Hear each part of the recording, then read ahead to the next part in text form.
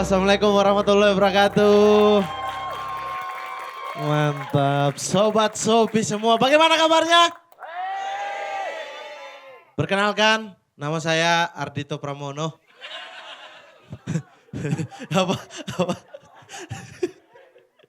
Pamungkas ya, Pamungkas. Mirip kan? Oh di samping. Kok gak percaya sih? Pinjam kacamata dong pasti mirip, sumpah. Ini minus gak?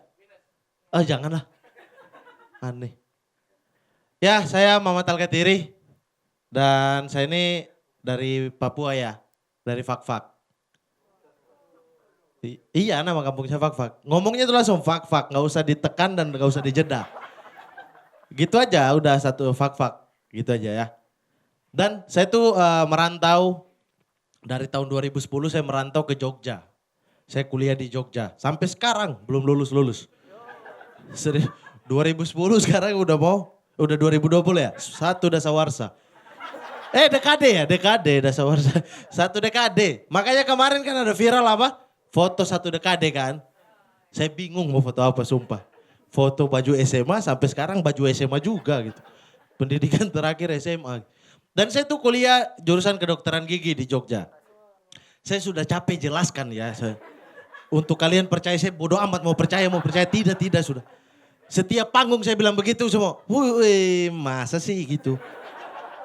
Serius saya paham muka saya lebih mirip gigi berlubang iya gitu. Tapi susah banget percaya sih ya Allah. Serius saya kuliah kedokteran gigi dan selama saya tinggal di Jogja itu sampai 2018 jadi 8 tahun. 8 tahun saya tinggal di Jogja itu saya ngekos. Dan saya baru sadar gitu ketika 2010 bahwa tidak semua kos-kosan di Jogja itu mau menerima orang timur gitu. Tidak semua. Saya pernah nih waktu awal-awal datang gitu saya jalan cari gitu kan. Wah ini sedia kos gitu kan. Wah ini bisa nih. Saya datang dengan percaya diri dong. Permisi ibu, bisa kos di sini bu? Wah nggak bisa mas. Lah kok nggak bisa? Ya iya ini kan kos muslimah. Oh ya nggak boleh. Akhirnya saya jalan lagi gitu. Jalan lagi ada kos nih. Taruh papan di depan. Sedia kos putra. Di bawahnya tulisannya lebih besar dari kata-kata yang awal. Kos masih ada. Bayangkan. Kos masih ada. Besar sekali. Saya percaya diri juga dong. Saya ke situ udah kos putra ini. Saya datang ke situ. Pak, saya mau kos di sini. Oh iya, masih ada kamar Pak. Wah, ada banyak gitu. Sampai orang mana? Dari Papua Pak. Gini Mas. Tadi sih kamarnya masih ada, tapi kalau nggak salah sekarang udah full deh gitu. Iya, maksudnya gak ada yang mau terima gitu. Saya bingung kenapa kan. Mungkin setelah saya sudah kuliah saya baru sadar gitu. Ternyata memang anak-anak timur kalau di dalam kos itu memang berisik. Makanya tidak ada yang mau terima gitu. Kita sering, makanya di Jogja tuh kayaknya ada program deh, program KB gitu. Hah? Kos berencana. 2 anak timur cukup udah itu. Satu kos, gak bisa. Gak bisa lebih. Karena kalau lebih di dalam kos-kosan itu ya Tuhan. Hancur-hancur. Kita tiap malam itu anak timur kan hobinya cuma 2. Main bola sama tarik suara. Udah. Nyanyi-nyanyi. Entah mau vals mau apa yang penting teriak di situ. Jadi kalau main bola kaki lawan kita incar supaya patah. Nah buat nyanyi kita incar gendang telinga kalian patah. Jadi kita nyanyi. Masalahnya ini kan bapak kos dan ibu kos di Jogja itu sering tinggal itu dekat dengan kos-kosan kan. Maksudnya gak jauh lah gitu dempetan. Kadang mereka satu kamar sendiri gitu. Nah kita kalau nyanyi-nyanyi tiap malam itu gak peduli manusia gitu. Kita teriak seteriak-teriaknya udah. Kalau masalahnya nih kalau orang lain, kalau mas-mas yang nyanyi pasti kan nyanyi lagu umum kan. Nyanyi lagu yang mungkin bapak kos dan ibu kos juga emosi. Tapi ketika dia bangun dia masih bisa nyanyi bersama gitu. Iya kan? Tiba-tiba rasa sesal di dasar hati ya kan. Bapak kos bangun, diam tak mau. Masih bisa lanjutin gitu. Anak-anak timur kita menyanyi tidak mau menyanyi lagu umum. Kita menyanyi lagu yang kita sendiri tahu gitu. Orang lain mau tahu bodoh amat. Kita tidak peduli gitu. Ini jadi Bapak kos sudah kesal, tidak bisa ikut nyanyi juga gitu. Tiba-tiba kita malam-malam udah main gitar. Sanesu berjuang ais percuma.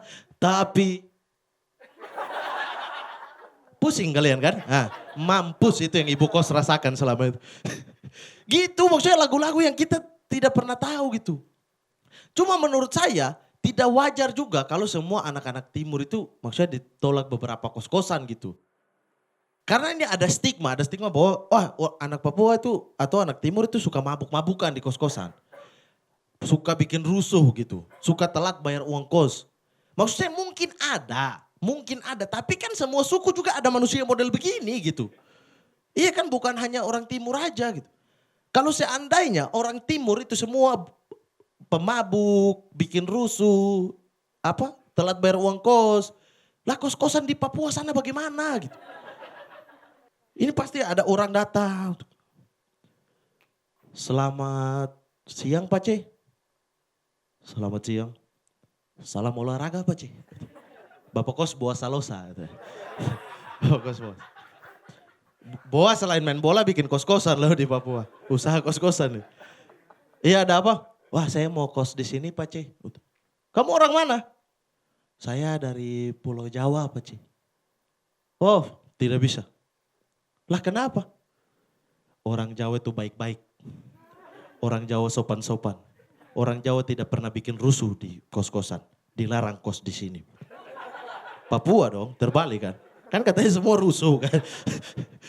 Ada bapak-bapak yang kos di situ gitu. Mau bayar uang kosan. Salam olahraga lagi Pak C. Ini sekarang ini Ian Kabis.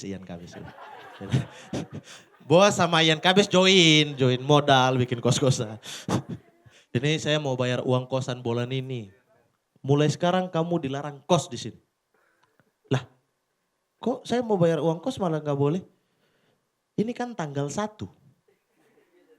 Kenapa bayar uang kos tepat waktu? Hah? Ini Papua dilarang bayar uang kos tepat waktu. Keluar. Masa gitu? Kan nggak bisa. Jadi selama 8 tahun juga saya tuh sudah mengamati gitu. Mengamati itu tipe-tipe anak-anak kos gitu. Anak-anak kos yang biasa ataupun timur. Ada anak kos, itu yang maksudnya yang timur ya. Itu yang hedonnya itu hedon banget. Tapi ada juga yang biasa aja, sederhana aja. Bahkan mungkin kayaknya gak pernah makan kayaknya. Serius. Tapi orang tanya, anak-anak Papua itu hedon ya? Iya, kita hedon. Tapi hedonnya kita tuh beda sama kalian. Hedon kita adalah main futsal sampai mau mati itu. Sumpah ada uang futsal, ada uang futsal, ada uang futsal. 1 minggu 7 hari kita main futsal. Sampai udah di kategori itu baru hedon kaya kami. Serius. Main futsal itu kalau awal-awal bulan itu sombong. Itu mulai ada SMS dari ibu gitu kan. Itu SMS itu kata-kata terbaik di dunia tuh. Serius. Nak, mama sudah kirim. Itu mengalahkan pacar bilang I love you. Mengalahkan gitu.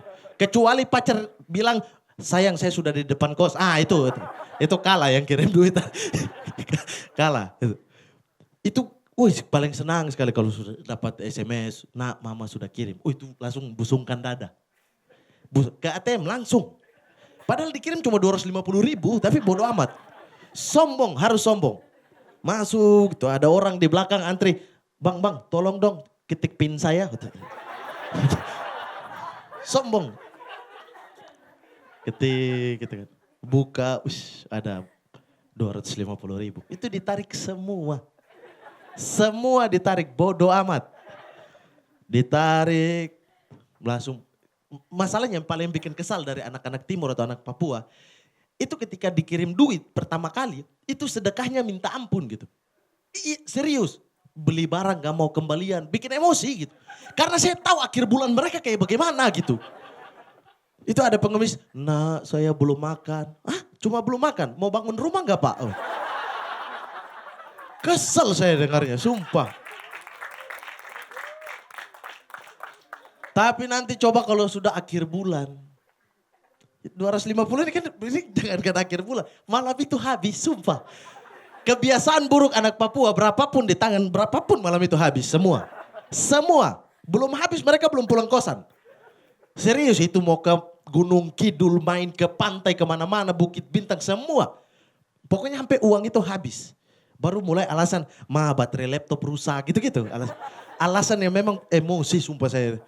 Nanti akhir bulan baru mulai, belum makan lagi. Ke warteg. Saya kasih tahu kalian yang punya usaha warung, hati-hati kalau anak timur makan di warung kalian. Hati-hati. Karena saya sudah alami banyak sekali. Mereka kalau makan akhir bulan, itu pas masuk, lauk diambil duluan. Oke, lauk duluan, telur atau ikan, duluan. Nasi tutup lauk. Terus kuah. Masuk pas bayar. Bu, saya nasi sama kuah, Bu. Ibu warteg tidak lihat di dalam ada lauk gitu.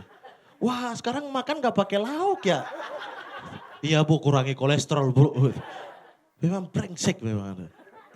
Terus udah gitu ada anak-anak yang saya emosi itu ada anak-anak timur yang kita tidak tahu mana awal bulannya, mana akhir bulannya, tidak tahu. Datang di tiap hari datang ke kamar, Mama, rokok sebatang gak? Dari tanggal 1 sampai tanggal 30 rokok sebatang terus. Saya yang beli terus itu. Udah gitu jalan pergi bawa korek-koreknya lagi itu. Emosi saya sumpah. Yang kita nggak tahu itu kapan dikirim gitu. Yang tiap hari aja pokoknya, Mat rokok 1 dong, Mat bagi makan dong gitu.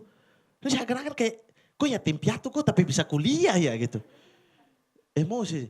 Dan yang paling mengesalkan, yang paling tidak enak dari kita, dari anak-anak kos itu adalah ketika libur tiba.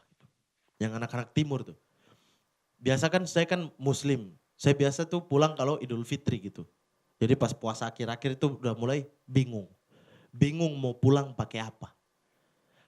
Pesawat ada tapi harganya tuh 5 jutaan gitu. Sekali pergi, pulang pergi 10 juta.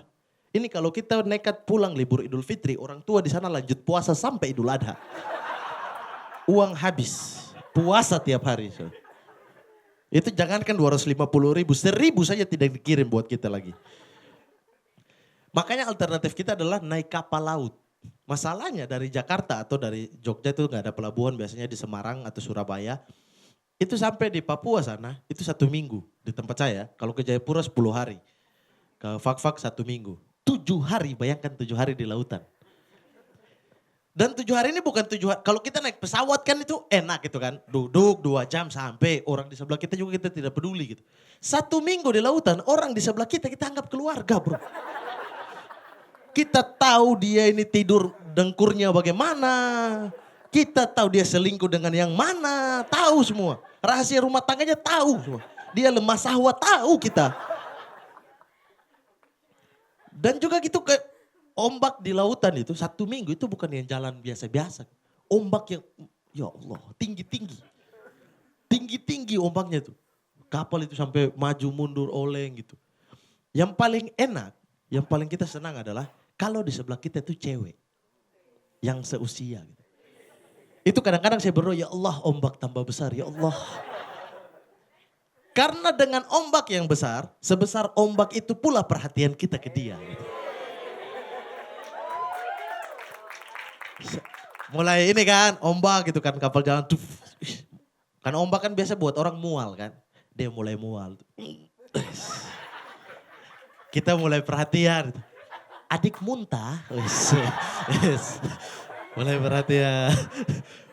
Tidak kakak gitu. Ombak lagi, ya Allah lebih besar lagi ya Allah. Ombak besar, dia mulai mau muntah lagi. Adik muntah kan. Kakak tahu dari mana? Ya kan kau muntah di kakak punya muka. Pura-pura tanya lagi saya buang kau keluar dari kapal ini ya. Emosi saya. Cuma yang paling enak 7 hari di lautan dengan ombak dengan segala macam suka duka itu ketika sampai di kampung halaman. Apalagi kan sudah kuliah 1 tahun tidak ketemu orang tua gitu kan. Itu lega sekali gitu rasanya. Makanya kalau kalian lihat anak-anak Papua itu kalau turun dari kapal itu pasti mewah. Pakai jas, kemeja di dalam, celana bahan, sepatu futsal. 1 minggu 7 hari main futsal gimana gak pakai sepatu futsal bro. Masih di situ di kapal orang ajak main futsal ayo gitu. Semua futsal harus. Sudah gitu mulai turun dari atas, dari pelabuhan, dari kapal ke pelabuhan. Di pelabuhan orang tua biasa udah sambut. Itu senang sekali teman-teman. Mulai kita, bapak, mama, adik kurang ajar. Bikin uang habis saya tidak bisa pakai pesawat. Moses. Mulai ada pertanyaan-pertanyaan retoris dari orang tua. Nak, sudah pulang. Libur berapa lama nak? Libur 2 minggu mama. Hah? Kapal ini ke sini 1 minggu. Balik lagi ke sana 1 minggu. Terus tunggu apa? Ah tidak mama, ini sekalian mau pamit. Balik dulu. Sekian saya Muhammad Al-Gatiri.